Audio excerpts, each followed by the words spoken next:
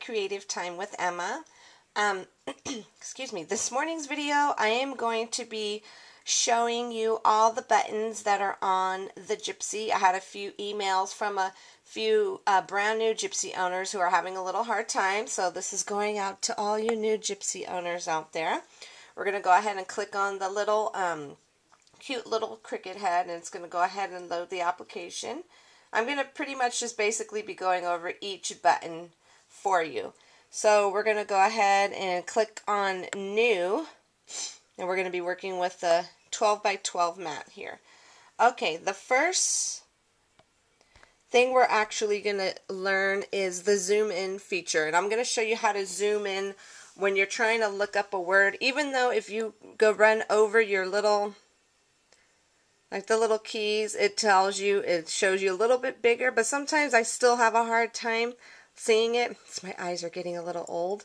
So what you want to do is you want to see my thumb right there. You want to hold that down, and then you're going to go ahead and click on the item you want to see bigger, and then you're going to let go, and there you go. That one's Birthday Blessings, and that's how you could get that to see that bigger. And then now to go ahead and zoom in on your, when you get it on your mat, to zoom it in, what you want to do is again hold down this top button, and you're going to go ahead and click on the mat once. And if that's not big enough, you hold down the button again. You could click on it again, and then you could keep on doing it to get it as big as you'd like. And that's as big as it's going to go since it was small.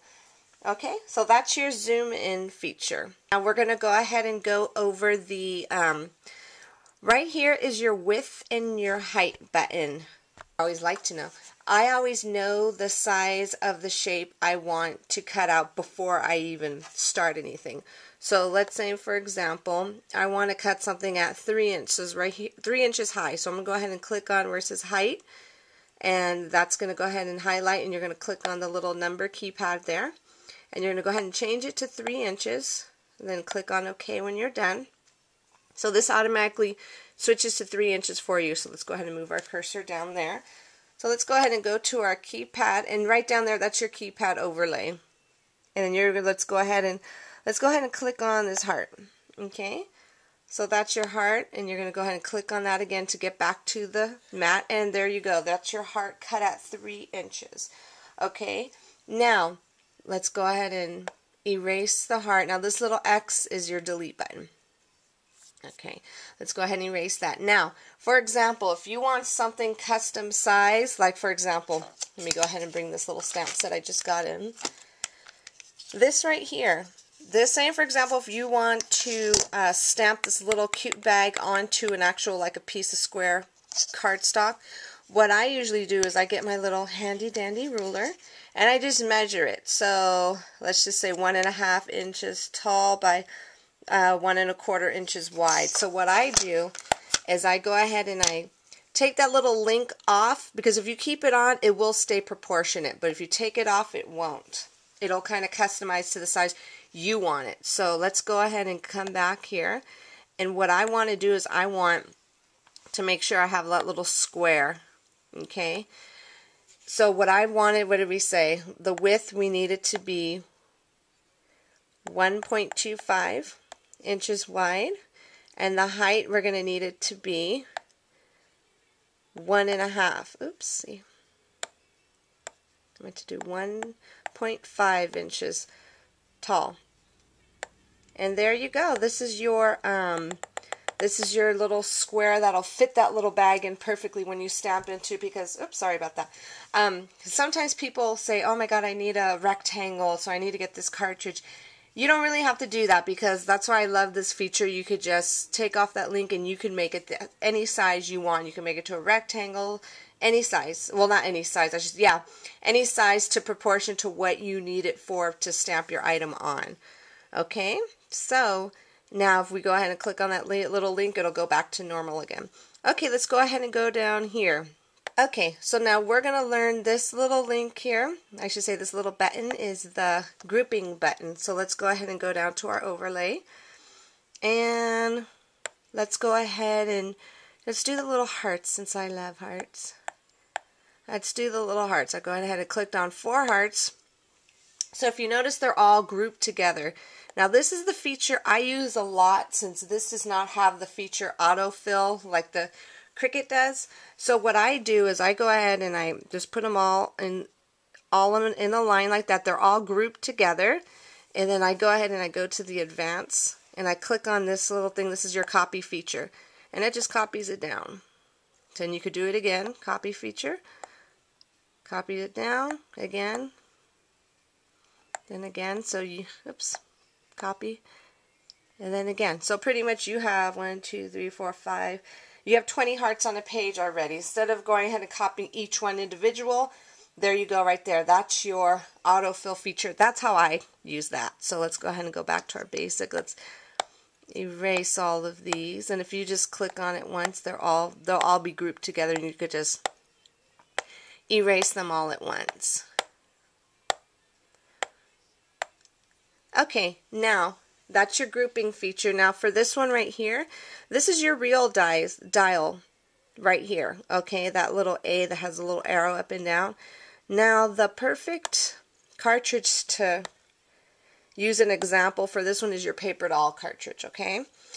Because the paper doll cartridge, if you notice on, let's go ahead and pick an accessory. Let's pick this cute little hamburger.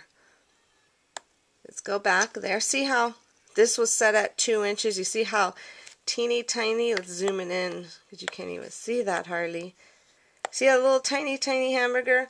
Well, that's proportion to if we were to cut out a paper doll at 2 inches. So that'll fit that little 2-inch paper doll. Now, if we go ahead and switch this here to real dial size, let's go ahead and go back. Click on the little hamburger again. Now that's a real true size 2-inch hamburger. So that's the difference between the real dial size versus it turned on and off. Okay. Now this button right here, if you go ahead and click on that one, all that does is just move your cursor for you. Oopsie. It just moves your cursor off the item that you had already clicked on. And let's go ahead and click on that again. And we're going to go down here. Let's go ahead and click on another hamburger. Say, for example, you're like, oh my God, I put too many hamburgers on there. We want to delete one. So you just click this button, your undo button, and it'll get rid of one of those hamburgers. Okay. Now, for this little guy right here, this little X-Acto knife, I call it, this is your cutting feature tool right there. So what you want to do is you're going to click on that to cut it. So I just turned on my Cricut, so hold on 1 second. There we go. We're going to go ahead and we're going to cut it. Now we're going to click on this. Now remember, you don't have to touch anything on the Cricut. This controls everything from here. So you're going to click on Load Mat, which we're going to do. Click on Load Mat. You hear it loading. And say, for example, right here is the pressure, like your multi-cut feature. If I know I'm going to use paper tray ink cardstock or anything like a little bit thicker than that, what I do is I click on it for it to cut 2 times because I want to make sure it cuts all the way through the first time. I don't want to have to get my little X-Acto knife and do it myself because that's, you know, that's defeating the whole purpose. You want the machine to do everything for you. So I always do a double cut for that just to make sure it does go through because, like I said, paper tray ink cardstock is pretty thick. And you're going to go ahead and click on the little X-Acto knife button again. Here tells you to check your following settings. Make sure your blade depth and the blade depth, I should say, and the pressure is all correct. And I usually keep all my speed on high and pressure on high. It depending if I use a thinner cardstock, and then that gets adjusted. And you'll get to know that as you go along. So after you do that, you just press OK. And you're good. Your Cricut's going to go ahead and start cutting. And you don't want it to stop. You just press stop, and it'll stop for you.